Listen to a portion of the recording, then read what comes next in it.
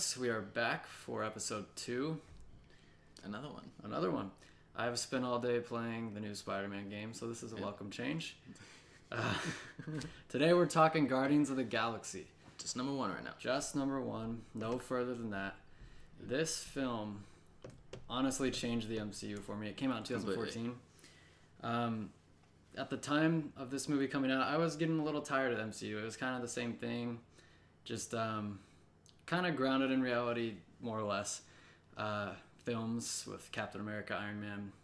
Don't get me wrong, the Avengers was great for its time, but I think Guardians of the Galaxy came in and overtook it pretty darn quickly. It let it get a little weird, which made it better. I remember initially when I saw the trailer for this film, I was like, what are they doing? Yeah. This looks a talking raccoon, a tree, a green lady. Why is it Vin Diesel as a tree? What? He only says one line? So I was apprehensive when I saw the trailer, but upon seeing the film, man, I love this movie. It's so good. I absolutely love this movie. It's still in my top 3 Marvel movies today. So it's directed by James Gunn. It's written by James Gunn and Nicole Perlman. It stars Chris Pratt, Zoe Saldana, Dave Bautista, Bradley Cooper, Vin Diesel, and it has Michael Rooker, Karen Gillan, Lee Pace, and John C. Reilly in it as well. A solid cast. Very underrated star-studded cast. It's diverse. You got all kinds of people in there. And I particularly think the casting of Chris Pratt was bold, and I think it worked for them. Oh, it was amazing. The transition from seeing him in Parks and Rec as the fat, ugly guy to seeing him in Parks and Rec Season 5 where he's like, oh, I just stopped drinking beer, then I lost all the weight. And he's all muscly in this one. It's insane. It's like a caterpillar to a butterfly. Yes, indeed. And then you got Zoe Saldana, who...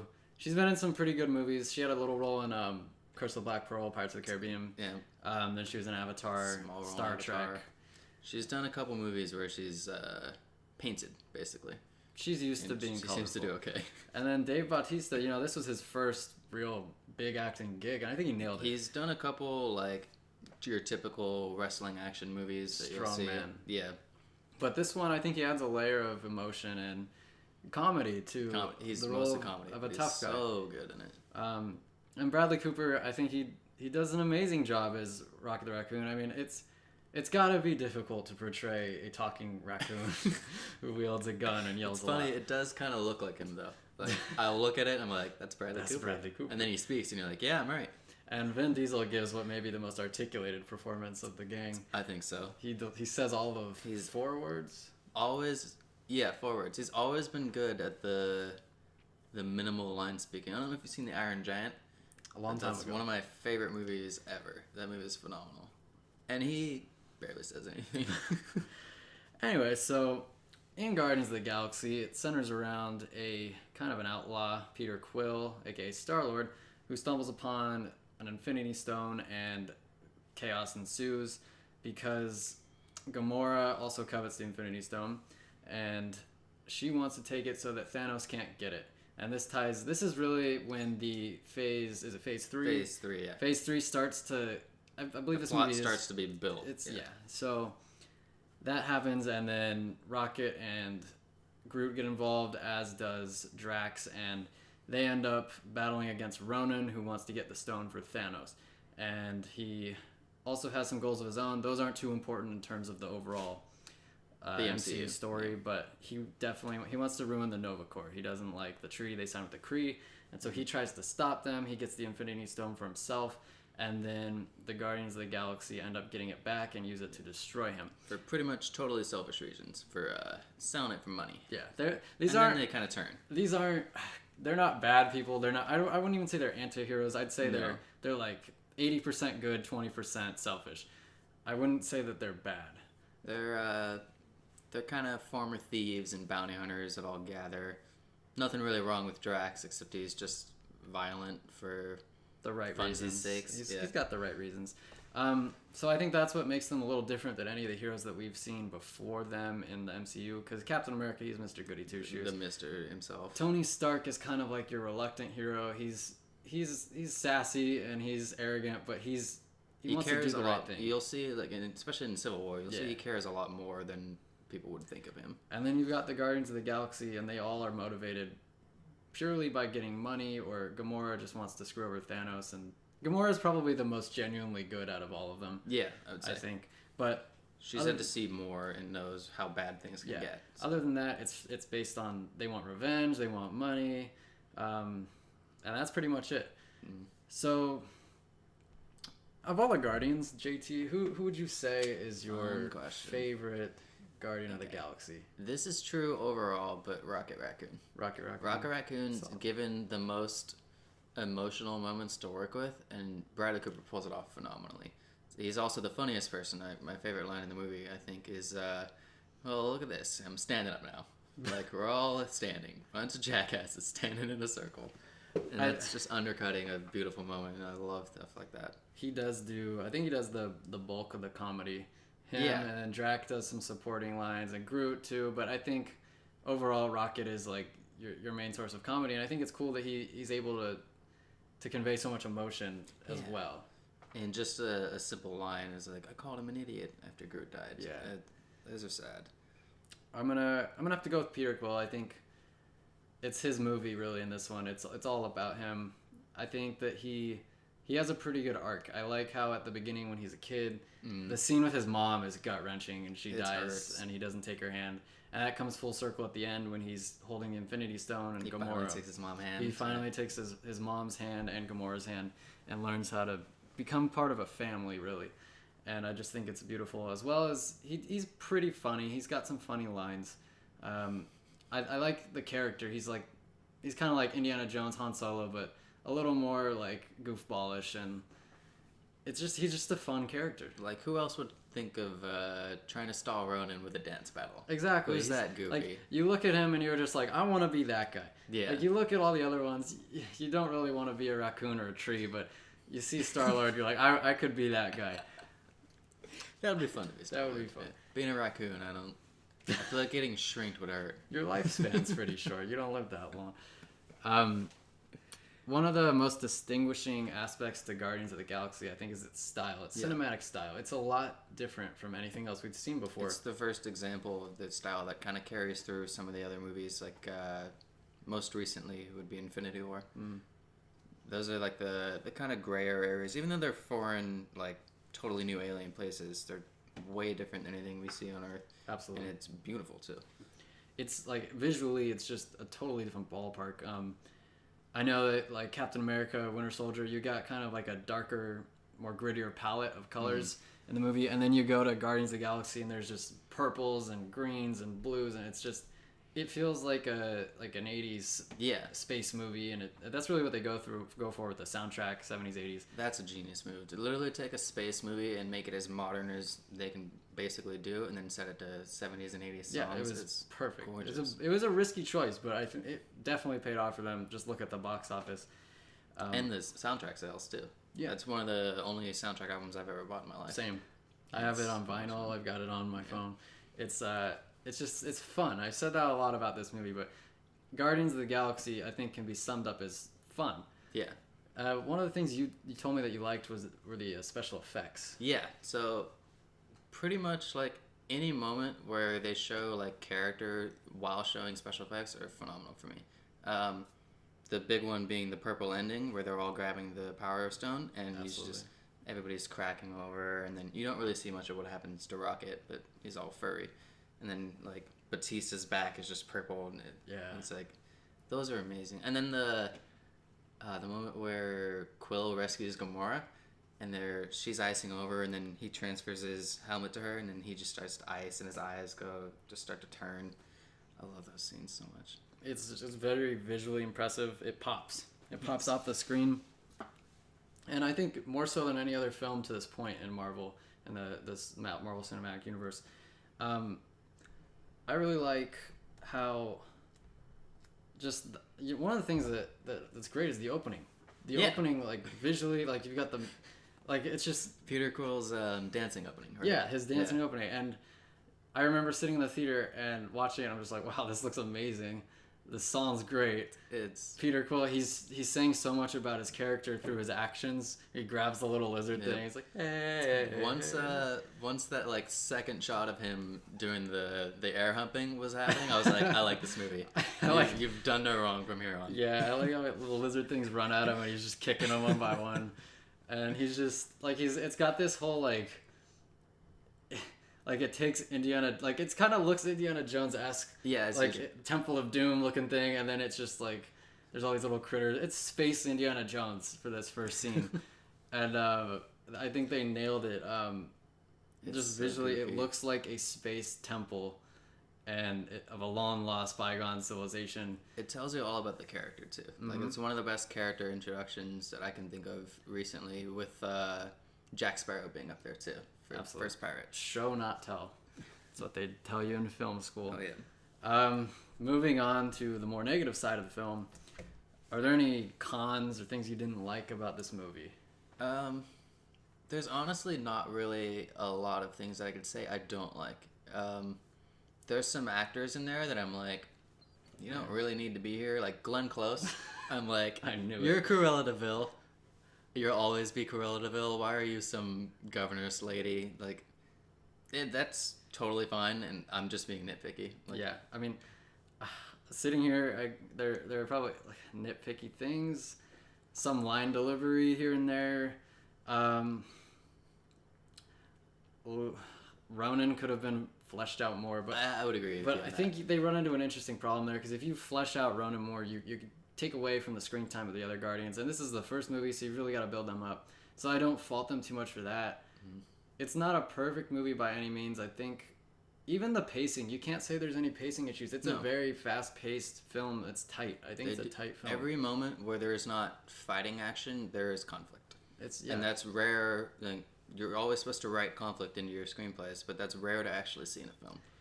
I think in that scene where they all kind of meet up for the first time and they're trying to get the Infinity Stone, I think there's a couple of instances where the CGI doesn't look fantastic, where I noticed there was like, Rocket doesn't look too good, Groot doesn't look too good. But I think I can attribute that largely because that place was really light. It was well lit. It's a lot more difficult to work with. It's more damning for the CGI. Another example I would bring up is in Rogue One. Tarkin looks fantastic, is the CGI rendition of him, and then when he's in when goes to Leia's in the Leia, light, it looks disgusting. So light, I think, is very important regarding CGI. But other than that, this film is really good. I don't really have too many issues with it. I couldn't sit here and just badger on about its faults because I don't think it has many. No, like it's so bizarre. Even watching it again today, I'm just like, yeah, this is a good movie. What do we say about it that's bad? Oh no. Moving on to, we talked about some of the performances. I think that the best performance of the film probably has to go to, I would say, Bradley Cooper. I think he does a phenomenal job as Rocket. He's, like I said earlier in the episode, he manages to be comedy relief while having like punching an emotional, really relatable emotion too. Yeah. It's like he's like his own Frankenstein's monster. Exactly. And a little raccoon. He's just like, you can't call me vermin.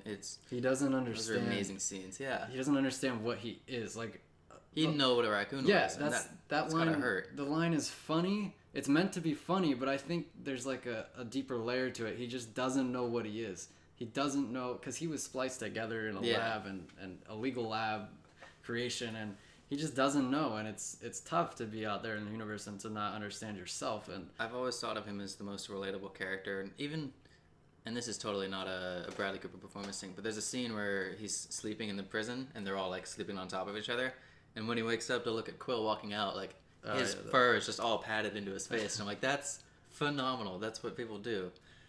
Like, I'm so glad they had that little touch. The most human raccoon in the galaxy. On the flip side, who do you think has the worst performance? There's a couple points where Karen Gillan as Nebula isn't super great. And this could be character or line delivery, period. But she's like, I'm my father's daughter too, you know? Yeah. And you're like, are you just exposition right now? She gets stuck with some expository dialogue. It's tough for characters like that. I don't think she does horribly. I think she kind of does what she was meant to do. I just don't like some of the line delivery that she had. I don't think she's given enough. Like, the only other memorable line is when we're reminded that Thanos is her dad again. It's like, okay, Dad, we'll take care of it. Because like, she is better in the second one, I feel. Agreed. But she's definitely more fleshed out in the second one. I think it's just a matter of the characters that get a lot of screen time in this. You do kind of pull away. They perform better, and the ones that don't, they suffer. That's not always the actor's fault, but that's really just grasping at straws, because I think that overall the acting in this movie is very well done. Yeah.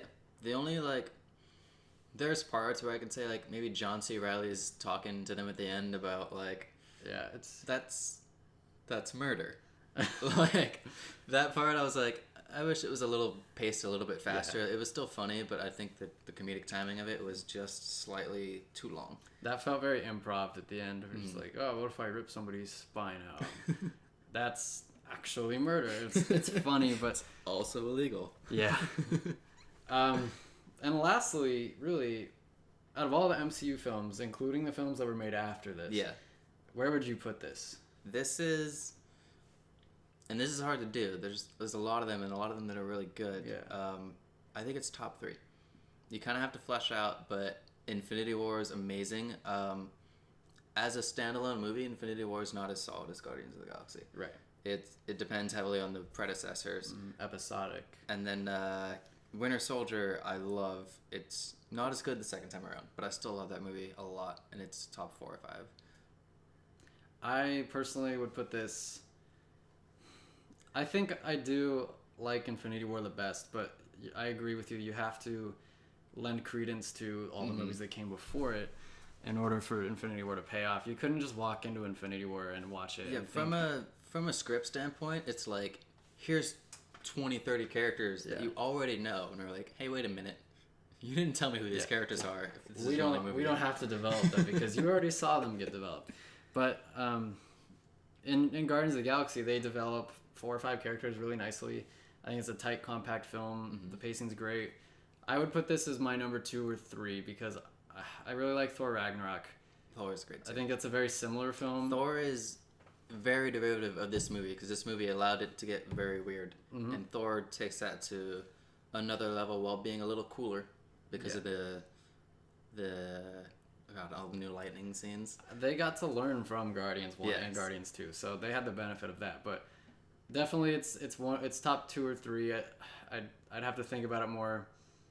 In terms of better movies, it's hard, but I think importance, like as we just said, it really kind of brought new, fresh life into the MCU. Absolutely, for me, it shows that Marvel is undefeated. Like if they can pull off a film with a talking raccoon and a talking tree, and a green girl and it's amazing. Yeah, and it's amazing. what can't they do? So, I think Guardians of the Galaxy might be one of their most important films ever that they've done. And I'm excited to see the third one if we get it. Speaking of which, that's a whole nother issue. That is a whole thing with James Gunn and his firing by Disney. Yeah. There's the question of whether or not they're still going to use his script, which I don't remember if we've heard on. I think they said they weren't going to use it. Don't quote me on that. Heartbreaking if they do. And then Dave Bautista is saying if they don't at least use the script, he's gonna break contract. Which would also be heartbreaking because James Gunn has written very phenomenal scenes, as well as Nicole Perlman, I believe. Nicole Perlman. Yeah, Nicole Perlman also wrote most of the script before James Gunn came in. Those are great movies. Guardians 1 and Guardians 2 are both really good. And so it would hurt to see. His tweets weren't typically, they weren't really funny. They were kind of messed up. I don't think he should have been fired for it. I think his apology was really mature and very level-headed and self-reflective of his own self and what he used to be at the time he tweeted those. I thought he gave a mature enough apology to understand him and then say, okay. That's a whole nother can of worms to go into, so we won't spend too much time on that. But I don't think he should have been fired, and I definitely don't think that they should just scrap his script because James Gunn, he's kind of the showrunner for the Guardians. He wrote the first one, directed the first one, wrote the second one, directed the second one. I don't think there's anybody else on the planet who understands the Guardians of the Galaxy more so than James Gunn, and you went and fired him and you're not going to use the script. I just think that's a bad decision, creative-wise. I think they should at least use a script at this point. The MCU has always been very good, and hopefully if they don't bring James Gunn, they can find something that will, if not the same tone, then something that will satisfy us. Yeah, I agree. I think that the worst case scenario, knowing Marvel's track record, is it's just Guardians 3 turns out to be an okay movie. Yeah. Something in the vein of like Thor: The Dark World or like Captain America 1. I would say Doctor Strange for me. Like that's like an okay level movie where I'm like forgettable. It was alright and forgettable. I would say Thor 2 is forgettable. Doctor Strange I'll remember, but I didn't care that much about it. So yeah. We'll see what happens with Guardians 3. We've still got to talk about Guardians 2. Maybe we'll do that somewhere down the line. Sometime. Maybe soon, but who knows? Wicked little beast!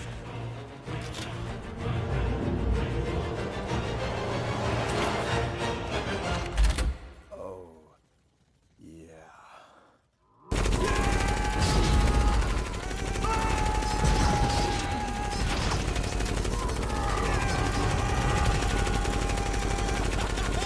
And that's our show.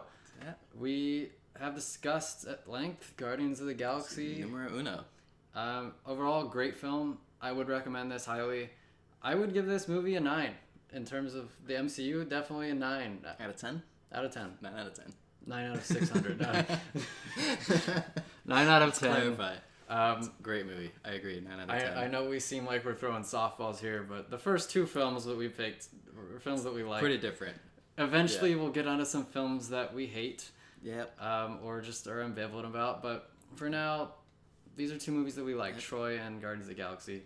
So if you enjoyed the episode, let us know what you liked. Let us know what you didn't like. Please. Let us know what you want us to cover next. Or if you don't like our opinion right now, just based on these 2 movies, give us a movie that you want us to hear talk about. If you want to hear me shit on Godfather Part 2, I will. Because I don't like that movie. If you want me to replace JT as my partner... Give us 100 years to perfect cloning. I'll do it, I promise. Have fun splice editing. Okay. Well, but you gotta tell him first. I'm Zack Cantrell. And I'm Jacob. Good talking. Just Jacob. Alright, that'll be all. See you next time, folks. Peace.